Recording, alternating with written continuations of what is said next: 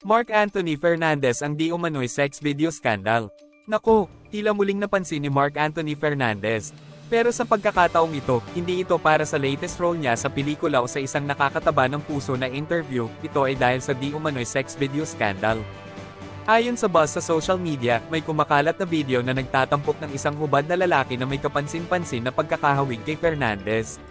At oo, nahulaan mo ito, medyo intimate ang pagliko sa video nang makasama niya ang isang hindi kilalang babae. As of now, wala pang official statement si Fernandez o ang kanyang management hinggil sa viral video na ito. On a lighter note, alam mo ba na kasalukuyang bida si Mark Anthony Fernandez sa Viva Max movie na Package Deal? Sa isang press conference kamakailan, tahasan niyang ibinahagi na sinubukan niyang ligawan ang kanyang leading lady na si Marianne Saint, pero aba, tinanggihan siya. Parang rom-com plot sa totoong buhay, mga unrequited crush sa set. At teka, lahat tayo may moments, di ba nagbiro pa si Fernandez na gusto niyang gawing mas authentic ang love scenes nila. Ngunit aba, matalinong pinayuhan ng direktor na huwag gawin ito, marahil para maiwasan ang anumang hindi magandang pag-uusap sa mga matataas na tao.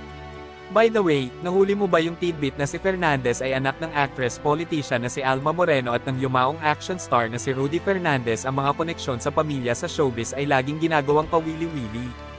Tandaan, bagaman, na ang mga kilalang tao ay tao rin, at kung minsan ang kanilang personal na buhay ay nagiging pampublikong kaaway. Sana ay biyaya at kailan nawa ng pag-navigate ni Mark Anthony Fernandez sa sitwasyong ito.